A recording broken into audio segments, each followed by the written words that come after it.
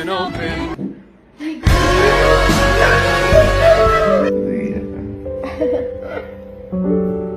Parapin ba to?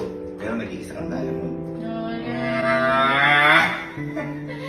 So, ngayong araw po, nididili lang tayong regalo. Kasi, malapit na po kasi yung anniversary namin ni Emma. Ha?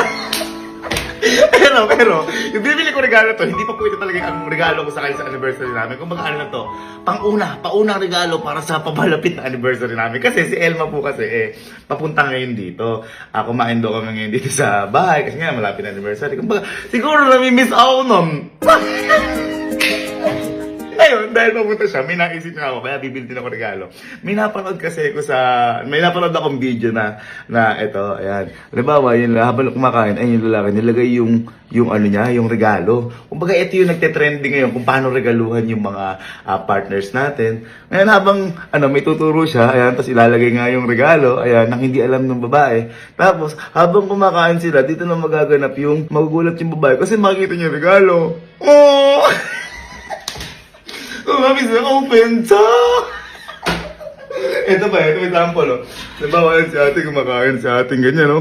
Oh, tapos ilalagay ni Kuya, lalagay yung regalo, tapos magugulat siya kasi makikita niya, oh! so, ano na gagawin natin? Kaya bibili muna tayo regalo. At mamaya habang kumakain kami dito, susurpresahin natin si Elma ng mini surprise lang para sa pangunang regalo ko para sa papalapit naming anibersaryo. So, nakakakilig kasi. Hello, yun.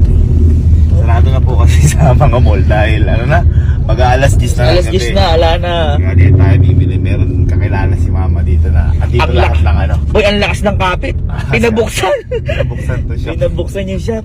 Ito lahat ng mga pangregalong babae. Oo, yan. Then boy, yan. Ay, ito. Ito mo naman. Labas pa lang. Labas pa lang, budol na. Ayun o. 3-3. Hello po. Good evening po. Pasensya na po. Ikaw naman kung gaano kadami yung pangregalong pang babae dito. Hello po. Hello po. Hi, ma'am. Good evening, ma'am. Good evening, ma'am. Thank you po at pinagbuksan niyo po. Kasi mag-alas 10 na po, wala na rin po kayo makakabutan. Oo nga. Naku. Ma'am, naghahanap po sana akong pangre-regalo po kay Elma. Uy. Aso po, parang ang gusto ko po sana, nabigyan ko na po kasi siya ng sing-sing. Nabigyan ko na rin siya ng bracelet, ng relo.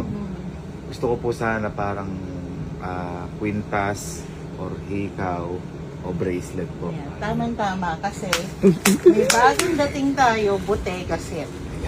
Yung Bottega set na to, no need for you to put pendant kasi ganyan siya chunky. Boy. And then Ang meron siyang Kapal bracelet. na to.